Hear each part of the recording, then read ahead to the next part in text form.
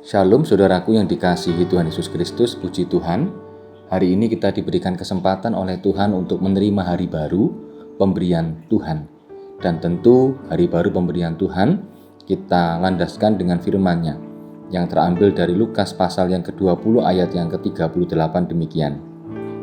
Ia bukan Allah orang mati, melainkan Allah orang hidup, sebab di hadapan Dia semua orang hidup.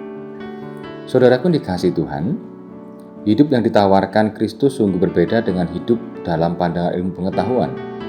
Karena hidup dalam pandangan ilmu pengetahuan, yaitu hidup yang mempunyai nafas, bergerak, beraktivitas.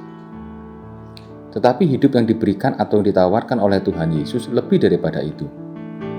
Hidup yang menyangkut semua segi kemanusiaan manusia yang termurnikan dalam kesempurnaan Kristus Yesus. Pengenalan akan Yang Maha Kudus merupakan pengertian yang tertinggi yang mencerahkan kehidupan manusia untuk selalu berlaku baik. Landasan pola tingkah laku dan pola hidup didasarkan akan takut kepada Allah, sehingga semua yang dilakukan tentu saja diselaraskan dengan kehendak Allah. Karena semua orang harus menghadap tahta kemuliaan Tuhan. Syukur bagi kita yang telah diperkenankan menerima hidup yang baru, yang disempurnakan dalam kebangkitan dan kemenangan Tuhan Yesus atas kuasa maut. Hidup yang mengenal Yang Maha Kudus juga telah mengkuduskan kita, bahkan dilayakkan dengan anugerah yang luar biasa dalam kemuliaan Anak Domba Allah.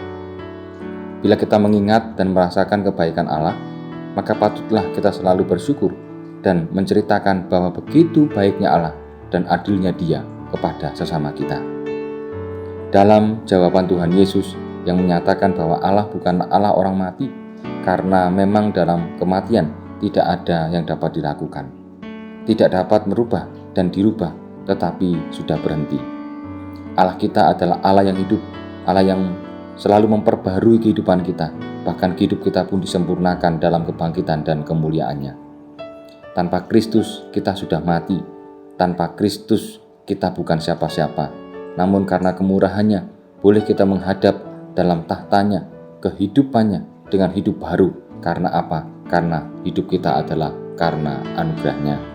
Maka patutlah kita bersyukur kepada Allah yang telah memberikan cinta kasih-Nya kepada kita. Dalam Kristus kita hidup, maka kita harus menghidupi hidup pemberian Tuhan. Kiranya Tuhan menolong dan memberkati kita semua. Amin. Mari kita berdoa. Tuhan Yesus, tolonglah kami agar kami semakin mengerti bahwa hanya di dalam Engkau kami ada kehidupan. Di dalam Kristus kami hidup, di dalam Kristus kami berkemenangan. Terima kasih Bapa atas berkat dan karunia-Mu. Kami mohon tuntunan dan penyertaan Tuhan. Di dalam nama Tuhan Yesus kami berdoa. Amin.